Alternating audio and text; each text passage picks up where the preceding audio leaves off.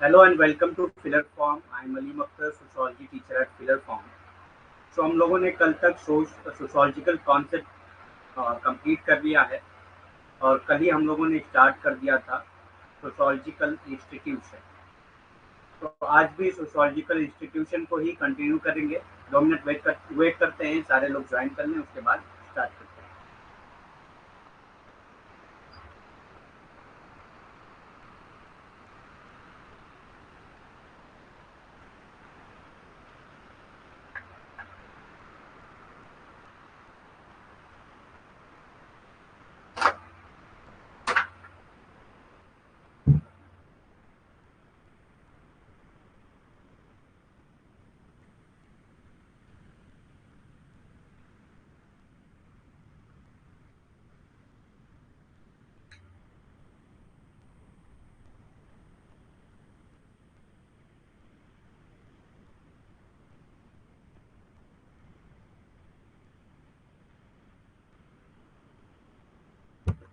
आप लोग कंफर्म करिए वॉइस एंड पीपीटी क्लियर है या नहीं।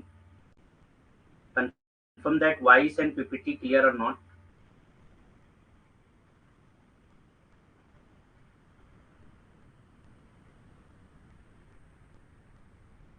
Good evening all.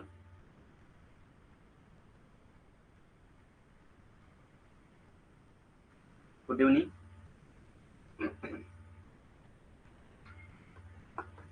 ठीक है, क्लियर है तो फिर स्टार्ट करते हैं।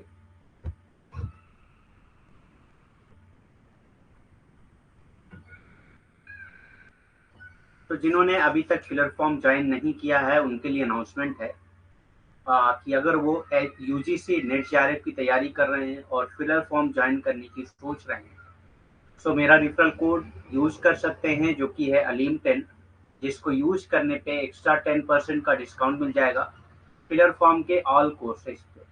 सो ये रेफरल कोड अप्लीकेबल है फिलर फॉर्म के ऑल कोर्सेज पे।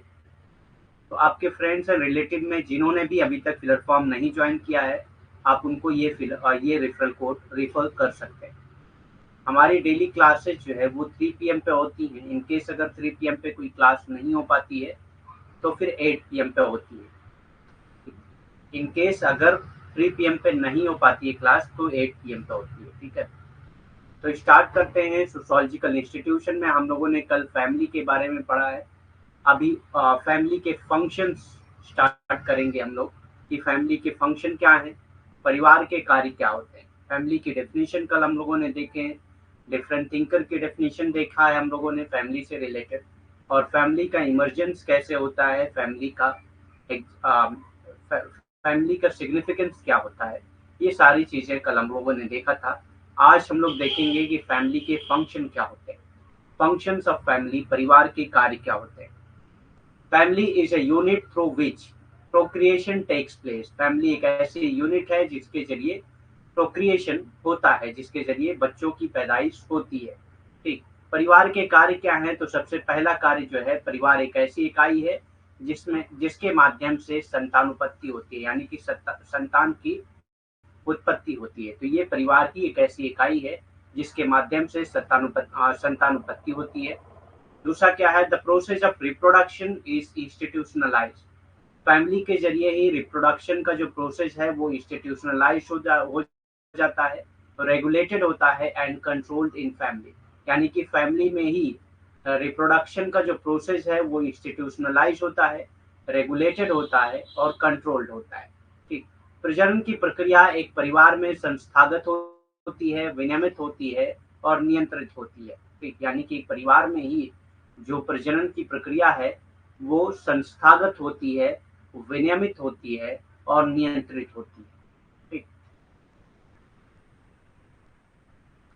Family help in propagation of human species and perpetuation of human race. यानी कि ह्यूमन स्पीसीज को आगे बढ़ाने में फैमिली ही मदद करती है, क्योंकि अगर फैमिली ना हो तो धीरे धीरे क्या है, बच्चों की जो पैदाइश है यानी कि रिप्रोडक्शन जो है वो धीरे धीरे कम हो जाएगा और इसी तरह से ह्यूमन स्पीसीज एक दिन में खत्म हो जाएगी। ठीक, परिवार मानव प्रजाति के प्रसार और मानव जाति के अस्थायीकरण में मदद करता है।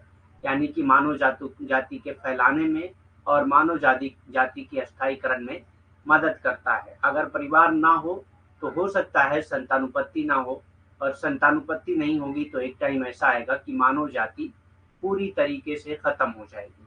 ठीक। Family provides an individual with an identity. ठीक।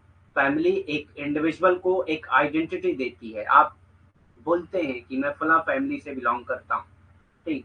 तो family provides an individual with an identity. परिवार व्यक्ति को एक पहचान प्रदान करता है। तो परिवार क्या करता है? एक व्यक्ति को एक पहचान प्रदान करता है। परिवार व्यक्ति को एक पहचान प्रदान करता है। It is through the family that every family name is carried on from one generation to another generation. यानी कि ये फैमिली के जरिए भी होता है कि फैमिली का नेम जो है वो एक जनरेशन से दूसरी जनरेशन तक पहुंचता है। परिवार के माध्यम से ही प्रत्येक परिवार का जो नाम होता है वो एक पीढ़ी से दूसरी पीढ़ी तक पहुंचता है या चलता है। Family is responsible for the production and upbringing of children. Family he responsible है चिल्ड्रेन के प्रोडक्शन में और चिल्ड्रेन की अपब्रिंगिंग में। ठीक। बच्चों के उत्पादन में और बच्चों के पालन पोषण के लिए परिवार ही जिम्मेदार होता है। कौन जिम्मेदार होता है? परिवार ही जिम्मेदार होता है। ठीक। Family is an important agent of socialisation. तो ये भी एक क्या है? एजेंट ऑफ सोशलाइजेशन है, जिसको हम लोग प्राइमरी एजेंट ऑफ सोशलाइजेशन मानते हैं। ठीक। परिवार समाजीकरण का एक महत्वपूर्ण एजेंट है। परिवार क्या है? समाजीकरण का एक महत्वपूर्ण एजेंट है। ठीक। जिसको हम लोग प्राथमिक एजेंट मानते हैं।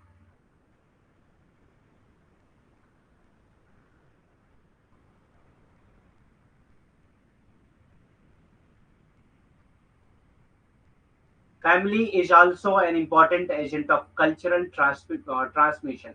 यानी कि फैमिली जो है कल्चर का ट्रांसमिशन भी करता है एक जनरेशन से दूसरे जनरेशन में। सोशलाइजेशन के जरिए ही कल्चर का ट्रांसमिशन होता है।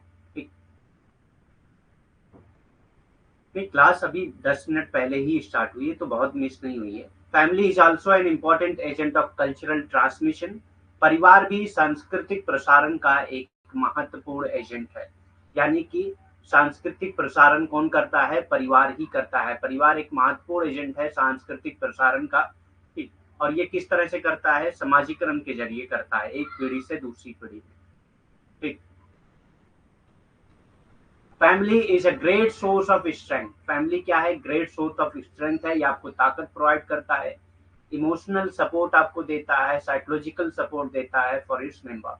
यानी कि अपने मेंबर के लिए ये इमोशनल स्ट्रेंथ प्रोवाइड करता है, ये साइकोलॉजिकल स्ट्रेंथ प्रोवाइड करता है और एक इकोनॉमिक स्ट्रेंथ भी प्रोवाइड करता है। ठीक।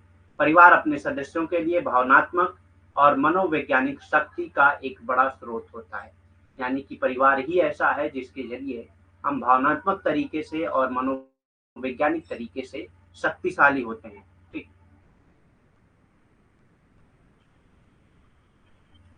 Family provides an individual with a home. Family जो है एक इंडिविजुअल को होम प्रोवाइड करती है and establishes enduring social relationship. और सोशल रिलेशनशिप को ये इस्टेब्लिश करती है। परिवार एक व्यक्ति को एक घर प्रदान करता है और अस्थायी सामाजिक संबंध स्थापित करता है। ठीक। परिवार एक व्यक्ति को एक घर प्रदान करता है। यानी कि एक व्यक्ति के लिए परिवार ही घर होता है और अस्थायी सामाजिक संबंध स्थापित करता है, और अस्थायी सामाजिक संबंध भी ये स्थापित करता है। The family is the basis of division of labour. Family जो है डिवीजन ऑफ लेबर का बेसिस है, क्योंकि फैमिली में सारे लोगों का अलग अलग काम बटा हुआ होता है। Where all member have their duties and obligation towards each other. हर मेंबर की अपनी अपनी ड्यूटीज, अपने अपने ऑब्लिगेशन होते हैं एक दूसरे के टुवर्ड्स। ठीक। परिवार श्रम विभाजन का एक आधार है, जहां सभी सदस्य के एक दूसरे के प्रति कर्तव्य और दायित्व होते हैं। यानी कि सारे सदस्य अपने अपने कर्तव्य, अपने अपने दायित्व को एक दूसरे के प्रति निभाते हैं। ठीक।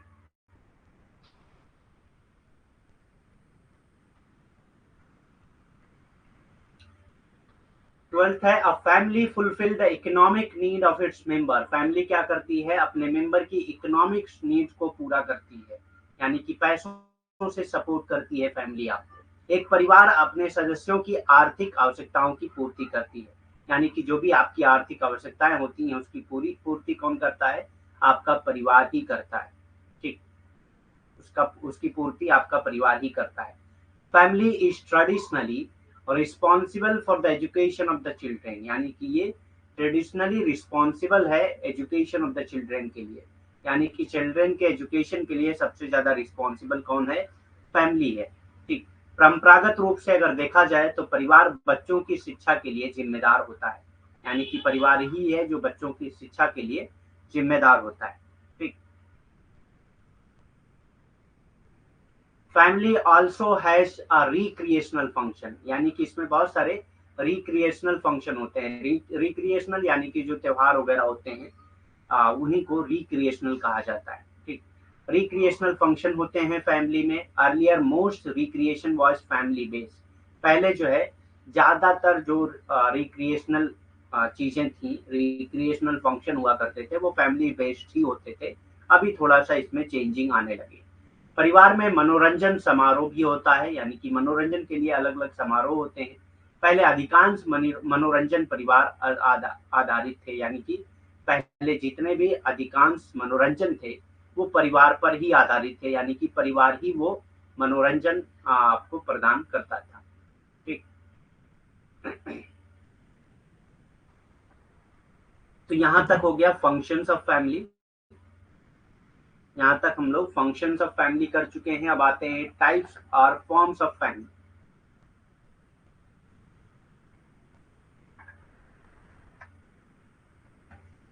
टाइप्स और फॉर्म्स ऑफ फैमिली।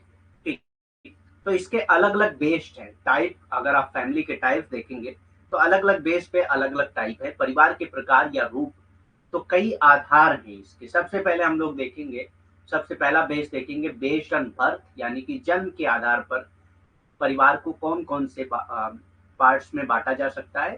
तो दो पार्ट्स में बांट सकते हैं आप। एक आता है फैमिली ऑफ ओरिएंटेशन, इससे भी क्वेश्चन पूछे गए हैं कई बार।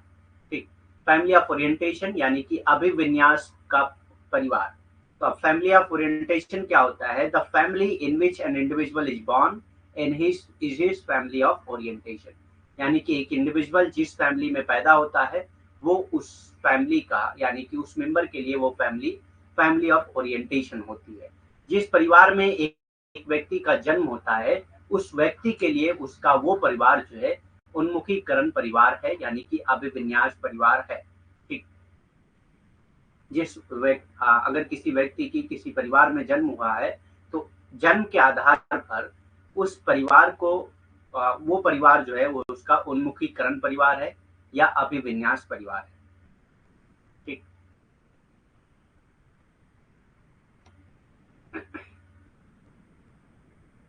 दूसरा है family of procreation. Family of procreation क्या है, प्रजनन का परिवार क्या है, the family where an individual setup after his or her marriage, यानी कि मैरिज के बाद जहाँ पे एक इंडिविजुअल सेटअप होता है, ठीक, उसी को फैमिली ऑफ प्रोक्रिएशन कहा जाता है।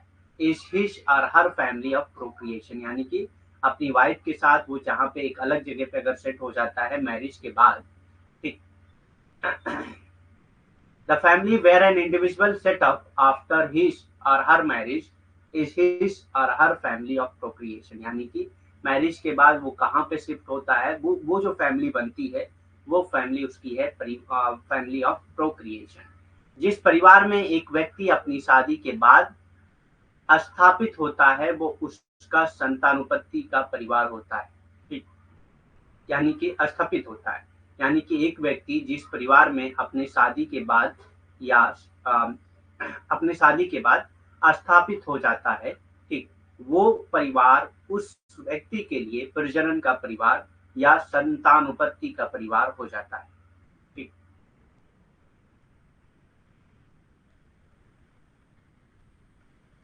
बेस्ड ऑन मैरिज, अब ये तो हो गया based on birth, family of orientation and family of procreation. लेकिन अब आते हैं बेस्ड ऑन मैरिज, यानी कि विवाह के आधार पर।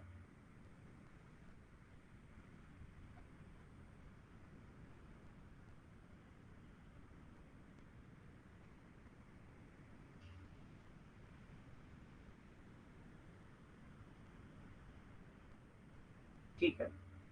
बेस्ड ऑन मैरिज या विवाह के आधार पे क्या होता है, मोनोगैमस फैमिली। सबसे पहले आ जाता है मोनोगैमस फैमिली, यानी कि एक विवाही परिवार। ठीक।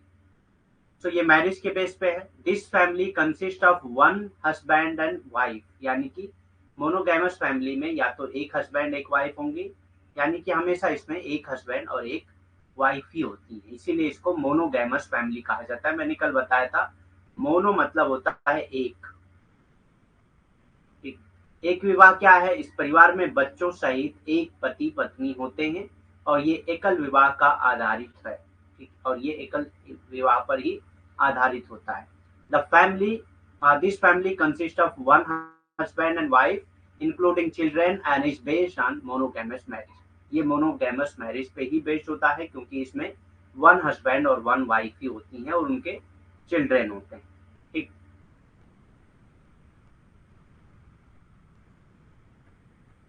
नेक्स्ट आता है पॉलीएंड्रस फैमिली। पॉलीएंड्रस फैमिली क्या है, बहुपतित परिवार। कल हम लोगों ने पढ़ा है। ठीक। बहुपतित परिवार या polyandrous family, a family made up of one wife and more than one husband, यानी कि एक फैमिली में अगर एक वाइफ और मोर देन वन हस्बैंड है तो उसको पॉलीएंड्रस फैमिली कहा जाता है। And the children either born और अडॉप्टेड, और उसके साथ चिल्ड्रेन भी हों, चाहे बॉर्न हो चाहे अडॉप्टेड हो, with each other one of them. ठीक। With each one of them, इसी को कहा जाता है पॉलीएंड्रस फैमिली। बहुपतित परिवार क्या है, एक परिवार में जिसमें एक पत्नी है और एक से अधिक पति हों तो उसको बहुपतित परिवार कहा जाता है। और उनमें से प्रत्येक के साथ पैदा हुए या गोद लिए गए बच्चे भी होते हैं, यानी कि सिर्फ वही नहीं होते हैं बल्कि पैदा हुए बच्चे या गोद लिए हुए बच्चे भी उनके साथ होते हैं, एक बहुपतित परिवार के साथ।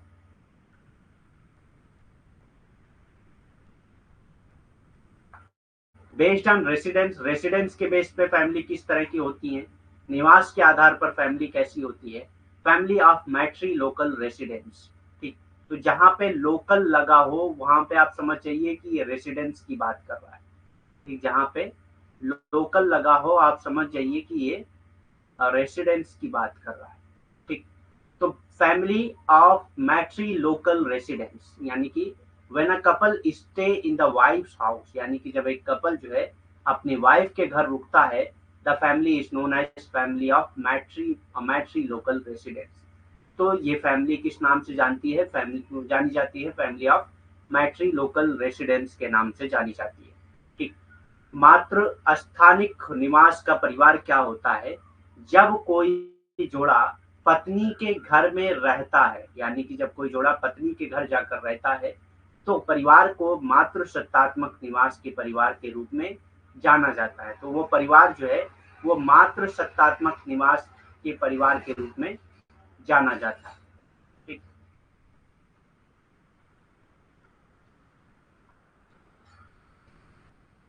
Family of patrilocal residence. अब पैट्री लोकल क्या होता है, ठीक, पैतृक निवास का परिवार, यानी कि जब कपल जो है फादर के घर रहते हैं तो उसको पैट्री लोकल, मदर के घर रहेंगे तो मैट्री लोकल और फादर के घर रहेंगे तो पैट्री लोकल। ठीक।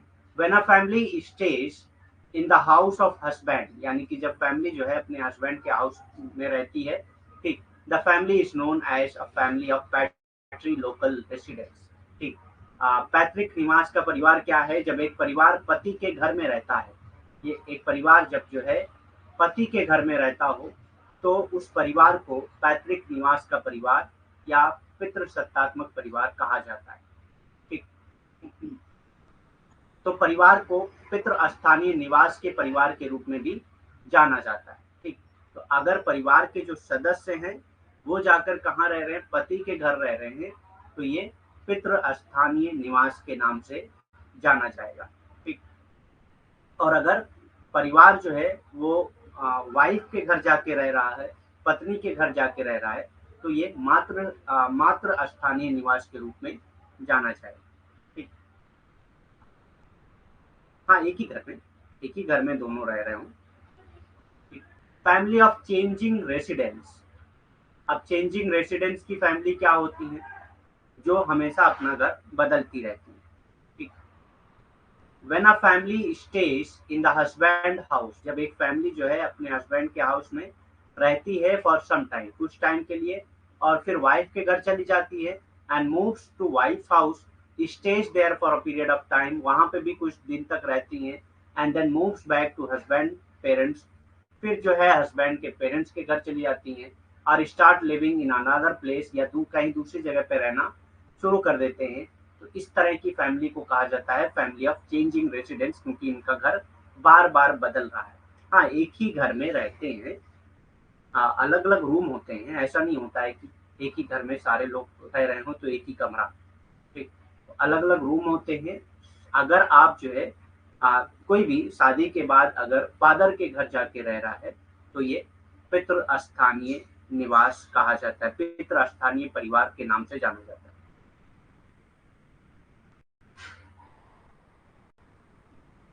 सिटी से नहीं होता है, घर से होता है। ठीक, सिटी से नहीं होता है, घर से होता है। आपने क्वेश्चन पूछा है कि अगर एक घर में ना हो, मदर जिस सिटी में हो उसी सिटी में रह रहे हो तो भी मैट्री लोकल होगा क्या? नहीं, तो मैट्री लोकल नहीं होगा। मैट्री लोकल मतलब उसी घर में एक ही छत के नीचे रह रहे हैं, एक ही छत के नीचे दोनों रह रहे हैं, तभी ये माना जाएगा, नहीं तो नहीं माना जाएगा। ठीक,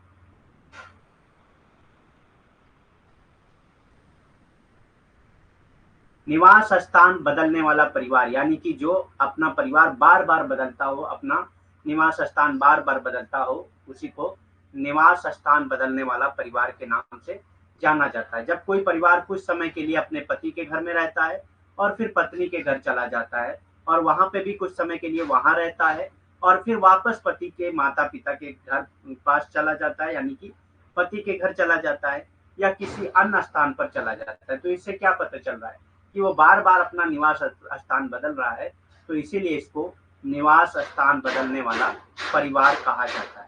ठीक, निवास स्थान बदलने वाला परिवार कहा जाता है। क्या रिपीट करना है? आप टॉपिक भी डाल दिया करिए, जब भी कोई चीज रिपीट करने के लिए बोले तो टॉपिक डाल दिया करें।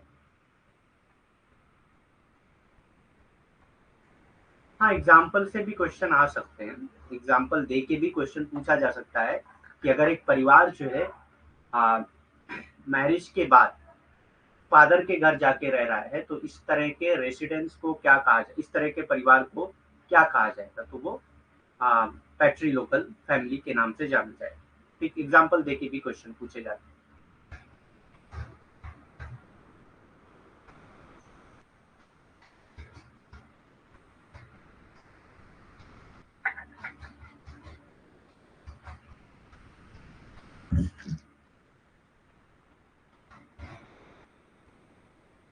ठीक,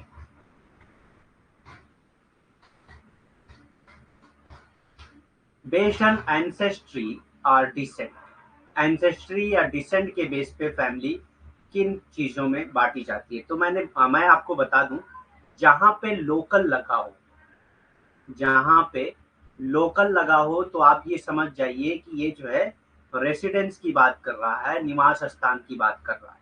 ठीक, निवास स्थान की बात कर रहा है, ठीक, जहाँ पे लोकल लगा हो। तो मैट्री लोकल यानी कि माँ के घर पे जाके रह रहे हैं, पैट्री लोकल यानी कि फादर के घर पे जाके रह रहे हैं। अब यहाँ पे एंसेस्ट्री और डिसेंट, जब एंसेस्ट्री और डिसेंट पूछता है तो लास्ट में लीनियर लगा होता है। ठीक, मैट्रिलिनियर एंड पैट्रिलिनियर। ठीक, मैट्रिलिनियर यानी कि जब एंसेस्ट्री और डिसेंट जो है माँ की तरफ से काउंट की जाती हो तो इसको मैट्रिलिनियर फैमिली कहा जाता है, और पैट्रिलिनियर अगर डिसेंट या एंसेस्ट्री जो है फादर की तरफ से काउंट होती हो तो इसको पैट्रिलिनियर फैमिली कहा जाता है। ठीक, तो मैट्रिलिनियर फैमिली क्या है? When ancestry or descent is traced through the female line, जब फीमेल लाइन से यानी कि माँ की तरफ से एंसेस्ट्री और डिसेंट जो है वो क्लेम की जाती हो तो इसको, या एंसेस्ट्री या डिसेंट क्या है? आपका जो खानदान है वो किससे जोड़ा जाता है, फादर की तरफ से या माँ की तरफ से? अगर माँ की तरफ से जोड़ा जाता है तो ये मैट्रिलिनियर फैमिली कहलाएगा। ठीक, और थ्रू द मदर साइड यानी कि मदर के साइड से जोड़ा जाता है, the family is called matrilineal family, तो इस फैमिली को मैट्रिलिनियर फैमिली कहा जाता है। वंश के आधार पर अगर देखा जाए, यानी कि वंश कहाँ से जोड़ा जाता है, किस तरफ से आप वंश जोड़ते हैं अपना। ठीक, तो मात्र सत्तात्मक परिवार क्या होता है? जहाँ पे वंश जो है स्त्री रेखा के माध्यम से होता है, या मातृ पक्ष के माध्यम से होता है, यानी कि माता के पक्ष के माध्यम से होता है। माँ की तरफ से वंश अगर जोड़ा जाता है तो इसको मातृ सत्तात्मक परिवार के रूप में जाना जाता है। ठीक, तो वो परिवार जो है मातृ सत्तात्मक परिवार के रूप में जाना जाता है। पैट्रीलिनियर फैमिली क्या है? मैंने बताया लीनियर लगा है तो क्या हो जाएगा, एंसेस्ट्री और डिसेंट की बात की जा रही है। मैट्री लगा है तो माँ, और पैट्री लगा है तो फादर। ठीक, तो ये सारी चीजें आपको याद होनी चाहिए। A family in which the authority is carried down the male line, यानी कि जब एंसेस्ट्री और डिसेंट जो है वो मेल लाइन से देखी जाए तो इसको पैट्रीलिनियर फैमिली कहा जाता है। And descent is traced through the male line, और डिसेंट भी जो है मेल लाइन से ट्रेस किया जाता हो, और द फादर साइड या फादर की साइड से ट्रेस किया जाता हो तो इसको पैट्रीलिनियर फैमिली कहा जाता है। ठीक, पितृसत्तात्मक परिवार क्या है? एक परिवार जिसमें अधिकार पुरुष रेखा से नीचे तक जाता है, यानी कि पुरुष रेखा से ही जाता है। ठीक, और वंश पुरुष रेखा या पिता के पक्ष के माध्यम से ही पता लगाया जाता है। इनका वंश जो है पुरुष रेखा से या पिता के माध्यम से पता लगाया जाता है, तो इसको पितृसत्तात्मक परिवार कहा जाता है। तो ये एक पितृसत्तात्मक परिवार कहलाता है। ठीक, तो ये एक पितृसत्तात्मक परिवार कहलाता है। बेस्ड ऑन अथॉरिटी, अथॉरिटी के बेस पे देखिए, जब भी अथॉरिटी पूछा जाएगा तो अर्कल लगा होगा। ठीक, अर्कल लगा है मतलब अथॉरिटी समझ जाइए आप। ठीक, जब भी अर्कल लगा हो यानी कि अथॉरिटी। ठीक, मैट्रियर्कल यानी कि अगर अथॉरिटी माँ के पास है तो मैट्रियर्कल फैमिली, अथॉरिटी फादर के पास है तो पैट्रियर्कल फैमिली। ठीक, मैट्रियर्कल फैमिली क्या है? In this families a women is head of the family, यानी कि वुमेन के पास पूरी अथॉरिटी होती है और वो हेड ऑफ द फैमिली होती है। एंड अथॉरिटी इज वेस्टेड इन हर, और इसी के पास पूरी अथॉरिटी होती है, तो इसको कहते हैं मैट्रियर्कल फैमिली। ठीक, प्राधिकरण के आधार पर अगर देखा जाए तो मातृसत्तात्मक परिवार क्या होता है? अगर एक परिवार में एक महिला परिवार की मुखिया होती है और अधिकार उसी के पास होता है तो इसको मातृसत्तात्मक परिवार कहा जाता है, या मातृ प्राधिकरण परिवार कहा जाता है। ठीक, मातृ प्राधिकरण परिवार कहा जाता है, जहाँ पे माँ के पास ही पूरा अधिकार हो, माँ की ही पूरी चलती हो। ठीक, और माँ ही मुखिया हो घर की, तब जो है ये मातृ सत्तात्मक परिवार या मातृ प्राधिकरण परिवार कहलाता है। ठीक, तो लगभग सारे ऐसे ही होते हैं, माँ की ही चलती है घर में। ठीक, तो सारे परिवार जो है मातृ प्राधिकरण ही होते हैं लगभग। पैट्रियार्कल फैमिली जहाँ पे फादर की चलती हो तो थोड़ा बहुत फैमिली में, ठीक, वैसे चलती तो नहीं है लेकिन अगर चलती हो तो उसको पैट्रियार्कल फैमिली कहेंगे, पितृसत्तात्मक परिवार कहेंगे। In patriarchal family the head of the family is male. अब यहाँ पे हेड ऑफ द फैमिली कौन होता है? मेल होता है। And authority is vested in him, और इसी के पास और मेल के पास ही अथॉरिटी होती है। पितृसत्तात्मक परिवार में परिवार का मुखिया पुरुष होता है और अधिकार उसी में निहित होता है, यानी कि जो मुखिया है उसी के पास अधिकार होता है और मुखिया जो है वो पुरुष होता है, तो इसको पितृसत्तात्मक या पितृ प्राधिकरण परिवार कहा जाता है। ठीक, पितृ प्राधिकरण परिवार के रूप में जाना जाता है।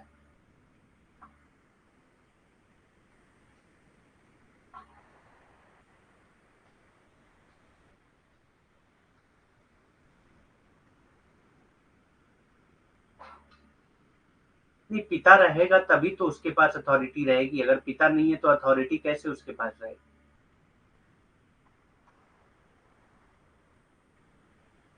अब पिता हो, अगर पिता है तो पिता के पास वो पिता हेड ऑफ द फैमिली होगा, अगर पिता नहीं है तो हस्बैंड होगा। यानी कि अगर मेल के पास अथॉरिटी है तो ये पैट्रियर्कल फैमिली कहलाएगी। अगर मेल के पास अथॉरिटी नहीं है, फीमेल के पास है तो मैट्रियर्कल कहलाएगी। मैट्री मतलब फीमेल होता है, पैट्री मतलब मेल होता है। ठीक, ये पैट्री मतलब फादर मत समझ लीजिए। ठीक, फादर की तरफ से मैं इसलिए बोल दे रहा हूँ क्योंकि फादर ही मेल होता है और मदर फीमेल होती है एक फैमिली में। ठीक, मैट्रियर्कल में फादर हो ना हो उससे कोई मतलब नहीं। अगर मैट्रियार्कल में अथॉरिटी माँ के पास है तो फिर वो मैट्रियार्कल फैमिली ही कहलाएगी। ठीक, हस्बैंड है या नहीं है इससे मतलब नहीं है, हेड ऑफ द फैमिली वही है और उसी के पास पूरी अथॉरिटी है तो मैट्रियार्कल फैमिली कहलाएगी। ठीक, based on the nature of relation, relation के बेस में अगर देखा जाए तो कंजुगल फैमिली हो सकती है। ठीक, रिलेशन यानी कि किस तरह से संबंधित है आपस में, तो कंजुगल, कंजुगल मतलब मैंने बताया था। ठीक, कंजुगल मतलब क्या होता है, जहां पे सेक्सुअल रिलेशनशिप होता हो। ठीक, संबंधों की प्रकृति के आधार पे अगर देखा जाए तो वैवाहिक परिवार, कंजुगल मतलब होता है वैवाहिक, यानी कि जो मैरिज के थ्रू आपस में जुड़े होते हैं। ठीक, हाँ, फादर हो या हस्बैंड हो इससे मतलब नहीं है, अथॉरिटी माँ के पास है या फीमेल के पास है। ठीक, और उसी के पास वही जो हेड ऑफ द फैमिली है तो मैट्रियर्कल फैमिली कहलाएगी। The conjugal family is made up of adult among whom there is a sexual relationship. Conjugal family क्या है, एक ऐसे एडल्ट से बनती है जिनके बीच में सेक्सुअल रिलेशनशिप होता है। ठीक, वैवाहिक परिवार क्या है, संयुग्मित परिवार वयस्कों से बना होता है। ठीक, इसको हम वैवाहिक परिवार को संयुग्मित परिवार भी कहते हैं। ये वयस्कों से बना होता है जिनके बीच में यौन संबंध होते हैं, जिनके बीच में क्या होते हैं, यौन संबंध होते हैं। ठीक, और कॉन्सिग्यूइन फैमिली क्या है, कॉन्सिग्यूइन मतलब मैंने बताया था ब्लड, जो आपस में ब्लड रिलेशन से जुड़े हों उसको कॉन्सिग्यूइन फैमिली कहा जाता है। सजातीय परिवार क्या होता है, a consanguine family is made up of member among whom a blood relation exist, यानी कि ऐसे मेंबर होते हैं इन फैमिली में जिनके बीच में ब्लड रिलेशन एग्जिस्ट करता है, इसको कॉन्सिग्यूइन फैमिली कहा जाता है। और दोज हु आर कंसेंगुइनियल किन, यानी कि जो ब्लड रिलेशन में आपस में ब्लड के थ्रू रिश्तेदार होते हैं, उन्हीं लोगों का परिवार कंसेंगुइन फैमिली कहलाता है। That is a family consisting of parents, जिसमें पेरेंट्स होते हैं, सिबलिंग होते हैं, ठीक, चिल्ड्रेन होते हैं, इसी को कंसेंगुइन फैमिली कहा जाता है। एक सजाती परिवार क्या होता है, एक सजाती परिवार उन सदस्यों से बना होता है जिनके बीच में एक रक्त संबंध मौजूद होता है, यानी कि जिनके बीच में एक रक्त संबंध मौजूद होता है, रक्त के संबंध के थ्रू ये जुड़े हुए होते हैं, या जो सजातीय रिश्तेदार होते हैं, या जो रक्त के बेस पे, रक्त के आधार पे ही रिश्तेदार होते हैं। यानी एक परिवार जिसमें माता पिता और बच्चे या भाई बहन हो। ठीक, एक परिवार जिसमें माता पिता बच्चे या भाई बहन हो तो उसको सजातीय परिवार कहा जाता है। ठीक,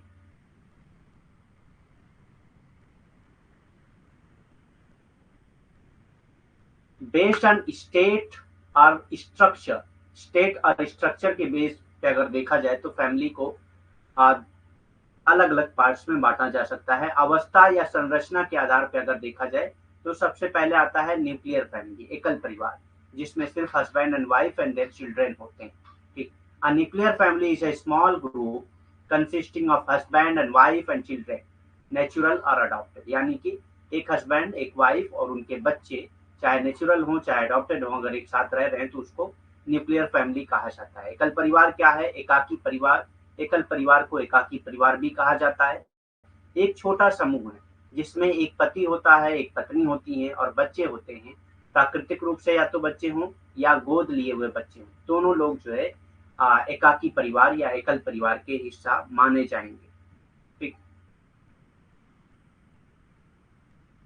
जॉइंट फैमिली आती है, संयुक्त परिवार क्या होता है, joint family consist of 3 generation, इसमें 3 जनरेशन होती है तकरीबन, living together under the same roof, यानी कि 3 जनरेशन एक साथ एक रूफ में रहती हूँ, एक छत के नीचे रहती हूँ, शेयरिंग द सेम किचन, जिनका सेम किचन हो, एंड पर्स और इकोनॉमिक एक्सपेंसेस, और उनका जो इकोनॉमिक एक्सपेंसेस है वो एक ही आदमी, मतलब वो भी ये लोग शेयर कर रहे हो तो इसको जॉइंट फैमिली कहा जाता है। संयुक्त परिवार क्या है, एक संयुक्त परिवार में 3 पीढ़ियां होती हैं। ठीक, एक ही छत के नीचे एक साथ रहते हैं, एक ही रसोई और पर्स या अधिक आर्थिक खर्च साझा करते हैं।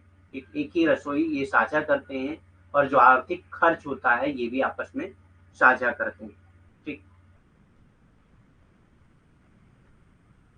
कंजुगल कहते हैं जो मैरिज के बेस पे हो, कंजुगल कहते हैं जो मैरिज के बेस पे हो। कंजुगल मतलब ही होता है मैरिज, सेक्सुअल रिलेशन। कंजुगल मतलब सेक्सुअल रिलेशन, तो मैरिज के थ्रू सेक्सुअल रिलेशन होता है। ठीक। और कॉन्सेंगुइन, कॉन्सेंगुइन मतलब होता है ब्लड, यानी कि कॉन्सेंगुइन फैमिली अगर आप बात करते हैं तो यानी कि ऐसी फैमिली जिनके आपस में रिश्ते ब्लड के थ्रू जुड़े हुआ हो। ठीक। जैसे एक फैमिली में हस्बैंड एंड वाइफ का जो रिश्ता है, हस्बैंड एंड वाइफ का जो रिश्ता है वो क्या है, कंजुगल फैमिली का रिश्ता है। ठीक। और हस्बैंड एंड वाइफ और उनके बच्चे, इनका जो रिश्ता है वो कंसेंगुइन फैमिली का रिश्ता है, क्योंकि ये ब्लड के थ्रू जुड़े हुए होते हैं आपस में। ठीक। फैमिली ऑफ प्रोक्रिएशन, उसके बाद आता है फैमिली ऑफ प्रोक्रिएशन, प्रजनन का परिवार, ये तो हम लोग कर चुके हैं। Family of orientation, family of procreation. Orientation कहते हैं जिसमें एक आदमी पैदा होता है, प्रोक्रिएशन जो जिसमें वो शादी के बाद रहता हो। ठीक, तो ये हो गया हम लोगों का। उसके बाद आता है मार्जिनलाइजेशन, सीमांतीकरण। मार्जिनलाइजेशन या सीमांतीकरण क्या होता है? नहीं, ऐसा नहीं है। देखिए, एक फैमिली में दोनों चीजें हो सकती हैं, एक फैमिली में दोनों चीजें हो सकती हैं। हस्बैंड एंड वाइफ की जो फैमिली है, अगर हस्बैंड एंड वाइफ हैं तो इनका जो रिलेशन होगा वो कंजुगल रिलेशन होगा, और इन सबको जोड़ के बच्चों को भी जोड़ देंगे तो ये कॉन्सेंगुइन फैमिली हो जाएगी, क्योंकि सारे लोग आपस में ब्लड से जुड़े हुए हैं। ठीक। नेक्स्ट आता है मार्जिनलाइजेशन। मार्जिनलाइजेशन कहते हैं किसी को हाशिए पर ले जाके खड़ा कर देना। जो मार्जिनलाइज्ड होते हैं, यानी कि अगर किसी को कहें कि इकोनॉमिकली ये मार्जिनलाइज्ड है या एजुकेशनली ये मार्जिनलाइज्ड है, तो एजुकेशनली मार्जिनलाइज्ड मतलब उसके पास एकदम से एजुकेशन नहीं है या बहुत ही थोड़ा एजुकेशन है।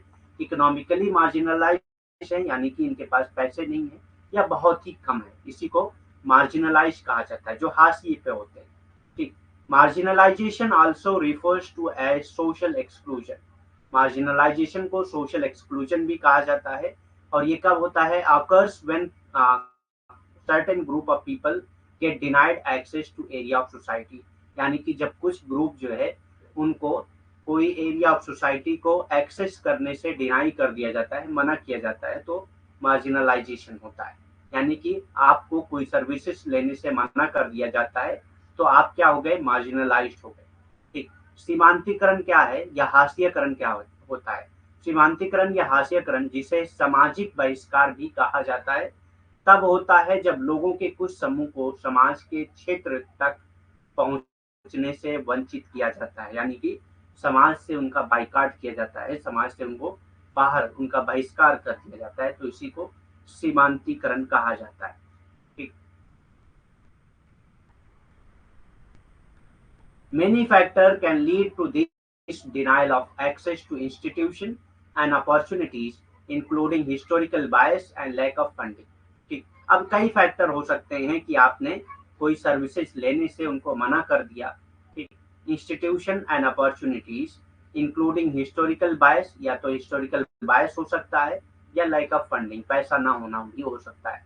ऐतिहासिक पूर्वग्रह और धन की कमी सहित कई कारक स्थानों और अवसरों पर पहुंच से इनकार कर सकते हैं।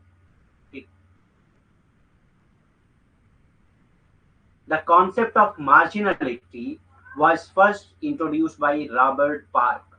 तो आपसे अगर पूछता है कि सबसे पहले मार्जिनलिटी का जो कॉन्सेप्ट है वो किसने इंट्रोड्यूस किया था, तो ये रॉबर्ट पार्क ने किया था। सीमांता या सीमांतिकरण या हाशियाकरण की अवधारणा जो है सबसे पहले रॉबर्ट पार्क द्वारा प्रस्तुत की गई थी। तो ये चीज आपको याद होना चाहिए कि किसके द्वारा सबसे पहले प्रस्तुत की गई थी। Marginalization is a symbol that refers to process by which individual beyond group are kept or pushed beyond the edges of the society। यानी कि मार्जिनलाइजेशन क्या है? एक ऐसा सिंबल है जिसके जरिए एक ऐसा प्रोसेस है जिसमें इंडिविजुअल को एक एज ऑफ द सोसाइटी पर रखा जाता है, वहां तक ढकेल दिया जाता है, यानी कि बहुत निचले स्तर तक उनको ढकेल दिया जाता है, तो इसी को मार्जिनलाइजेशन कहा जाता है। हाशियाकरण या सीमांतीकरण कहा जाता है।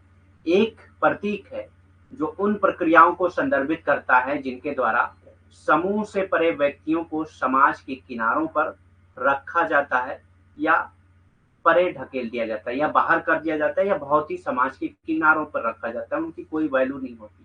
ठीक, तो ऐसे लोगों के समूह को कहा जाता है कि वो हाशियाकरण पे है या सीमांतीकरण पे है। ठीक,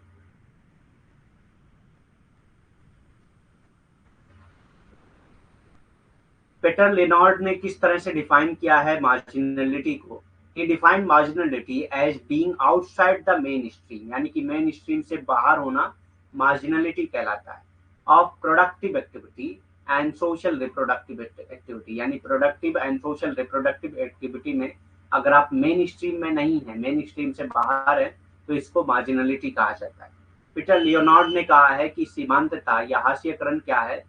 उत्पादक गतिविधि गतिविधि या सामाजिक प्रजनन गतिविधि की मुख्य धारा से बाहर होना के रूप में परिभाषित किया है। यानी कहते हैं कि अगर उत्पादक गतिविधि या सामाजिक प्रजनन गतिविधि से कोई व्यक्ति जो है इन दोनों की मुख्य धारा से बाहर हो जाए तो उसको सीमांतता कहा जाता है या मार्जिनलिटी कहा जाता है या हाशियाकरण कहा जाता है। ठीक, लैटिन ऑब्जर्व दैट, लैटिन ने किस तरह से डिफाइन किया है मार्जिनलिटी को? Marginality is so thoroughly demeaning for economic wellbeing, यानी कि इकोनॉमिक वेलबींग को डिमीन करना, यानी कि किसी को डिनाई करना उसके लिए। For human dignity as well as for physical security, human dignity के लिए और फिजिकल सिक्योरिटी के लिए। लैटिन का मानना है कि सीमांतता आर्थिक भलाई के लिए या मानवीय गरिमा के साथ साथ शारीरिक सुरक्षा के लिए भी पूरी तरह से अपमानजनक है। ठीक, marginal group can always be identified by member of dominant society. तो कहते हैं कि जो मार्जिनल ग्रुप है उसको डोमिनेंट सोसाइटी के मेंबर के जरिए आप आइडेंटिफाई कर सकते हैं and will face irrevocable discrimination, और इनके साथ बहुत ज्यादा डिस्क्रिमिनेशन होता है जो इररिवोकेबल होता है, जिसको रिवोक नहीं किया जा सकता है। ठीक, सीमांतता समूह को हमेशा प्रमुख समाज के सदस्यों द्वारा पहचाना जा सकता है और उन्हें अपरिवर्तनीय भेदभाव का सामना करना पड़ता है। यानी कि जो सीमांतता पे होते हैं, सीमांत पे होते हैं, जो हाशिए पे होते हैं, उनको बहुत सारे अपरिवर्तनीय भेदभाव से के साथ झेलना पड़ता है। ठीक,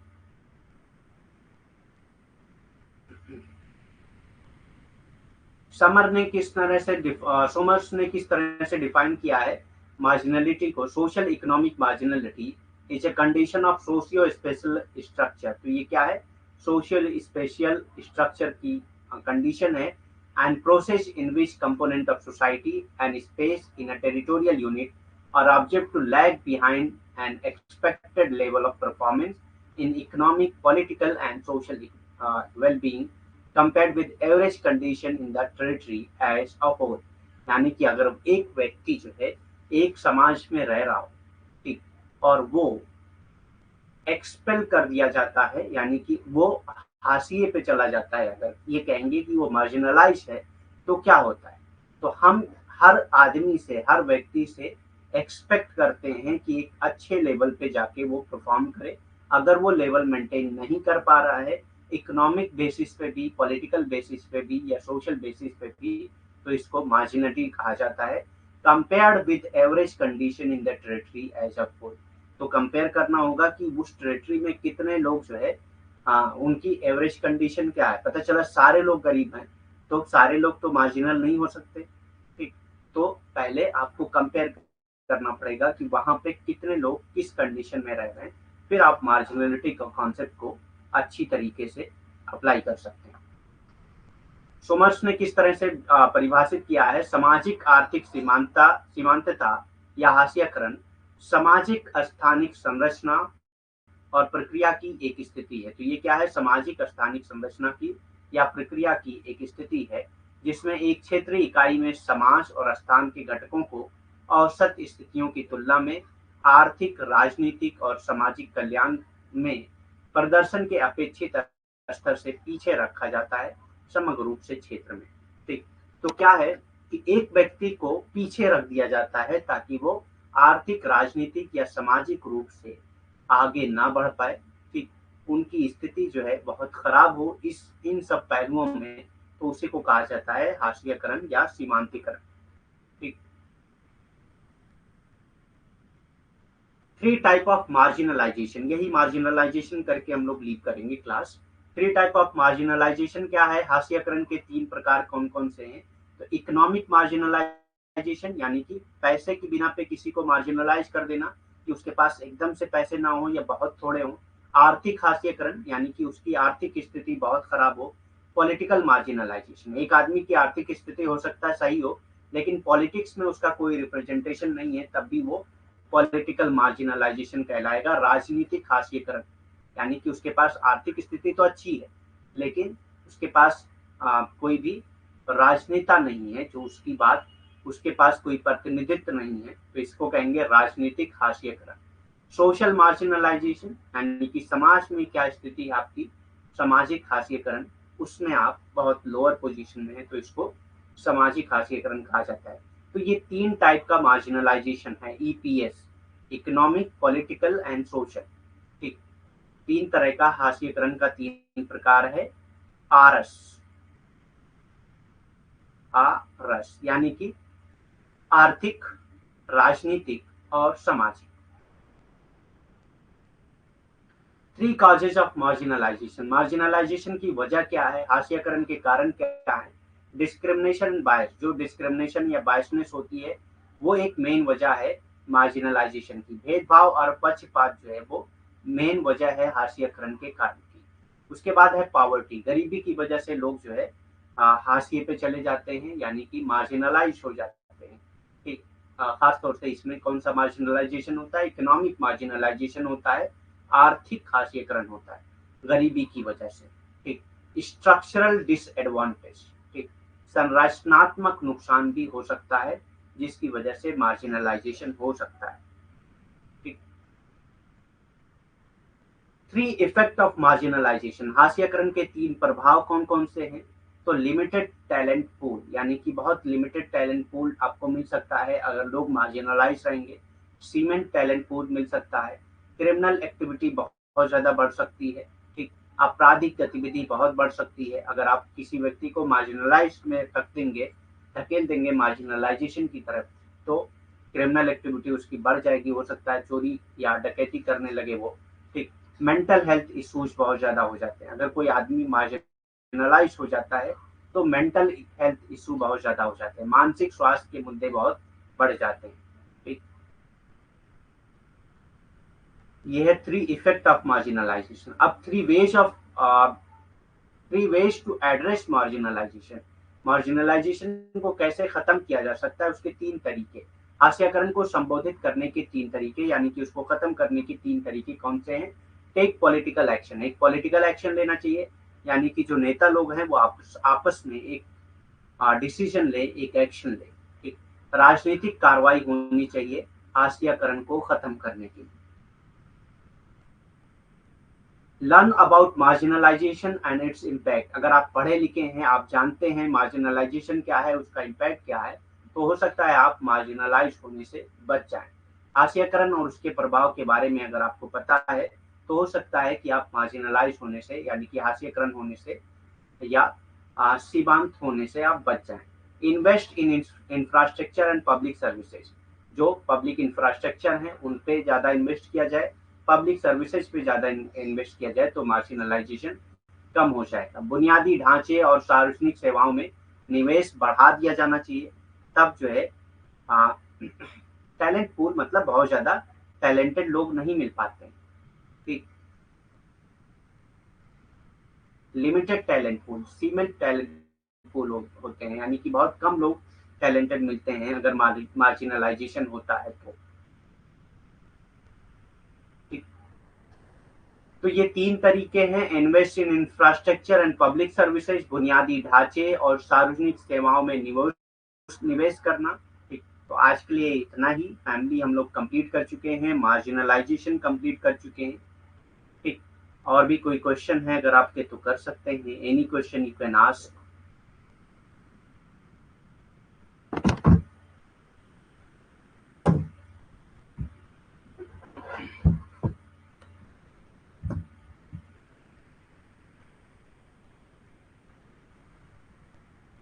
फास्ट पूछना है, कोई भी क्वेश्चन पूछना चाह रहे हैं आप तो फास्ट पूछिए।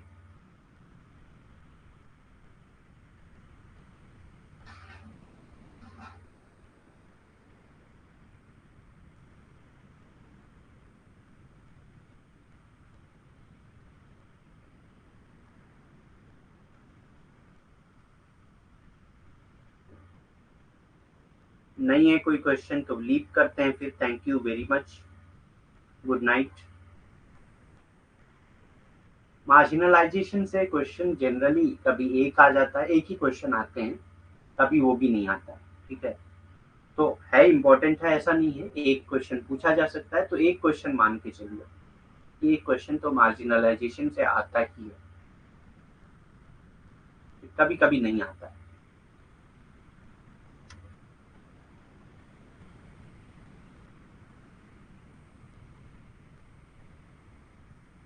ओके फिर लीव करते हैं। Thank you very much, have a nice day, good night.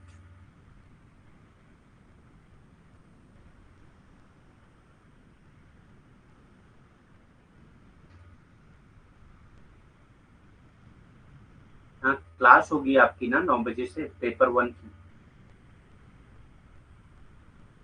Paper one की क्लास रहती है 9 बजे से आप लोग की। चलिए आपने बोल दिया तो एक बार इस पे भी बात कर लेते हैं थोड़ा 2 मिनट, क्योंकि हो सकता है कि डेली हम लोगों को आ, पहले आप लोग बताइए 9 बजे क्लास रहती है आप लोग की कि नहीं पेपर वन की।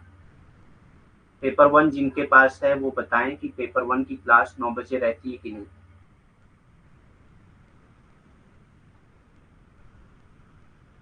फैमिली से हमेशा फिक्स क्वेश्चन दो तो आते ही हैं, ठीक 3 भी हो सकते हैं, ठीक, लेकिन 2 क्वेश्चन हमेशा आते हैं। हाँ तो इसी वजह से 1 आवर की क्लास हो रही है, क्योंकि आपकी पेपर वन की क्लास होती है, ठीक, और संडे में नहीं होती है तो इसीलिए नहीं करते। किसी पे भी होती हो वो, अगर हम लोग क्लास लेंगे तो आप वो अटेंड नहीं कर पाएंगे ना। ठीक है फिर लीव करते हैं। Thank you very much, good night.